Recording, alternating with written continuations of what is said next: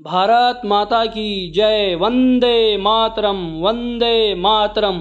कहीं भूल तो नहीं गए आज का दिन आप? 10 मई 1857 जब आज़ादी की पहली लड़ाई, first war of Indian independence 1857 की क्रांति प्रारंभ हुई। 9 मई 1857 को मेरठ की छावनी में कुछ सैनिकों को बंद किया गया और इन्होंने मंगल पांडे की लड़ाई से प्रेरित होकर जो बैरकपुर छावनी में उन्होंने प्रारंभ की थी, 10 मई 1857 को विद्रोह की अग्नि जला दी। 10 मई 1857 को मेरठ के सभी सैनिक दिल्ली की ओर कूच कर गए और अंतिम मुगल बादशाह बहादुर शाह जफर को अपना नेता बनाया। आज़ादी की लड़ाई के प्रमुख कारण की बात करें तो नई एनफील्ड राइफल का प्रयोग करना सबसे प्रमुख कारण था। इसमें गाय और सूअर की चर्बी लगाई गई और सैनिकों को इन्हें अपने दांतों से खोलने के लिए बोला गया, धार्मिक भावनाओं पर ठेस। और जब धर्म की बात आई तो सैनिकों ने यह विद्रोह प्रारंभ किया।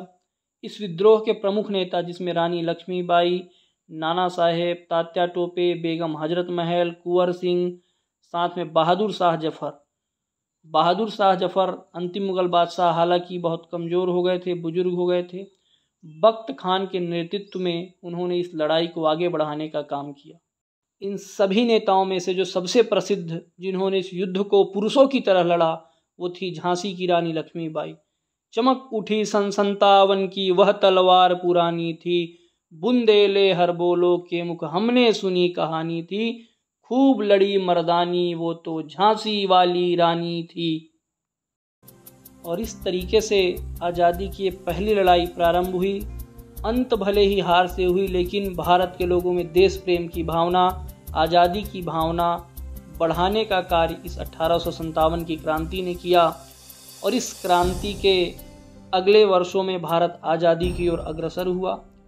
भारत ने कभी भी युद्ध को प्रारंभ नहीं किया, लेकिन जब बात आन बान शान की हो तो युद्ध बहुत आवश्यक हो जाता है। और इस तरीके से आज़ादी के इन रणबांकुरों ने 1857 की क्रांति, जो पहला हमारा स्वतंत्रता संग्राम हुआ, उसको आगे बढ़ाया। ऐसी ही जानकारी के वीडियो के लिए हमारे चैनल को लाइक करिए, सब्सक्राइब करिए, शेयर करिए। भारत माता की जय।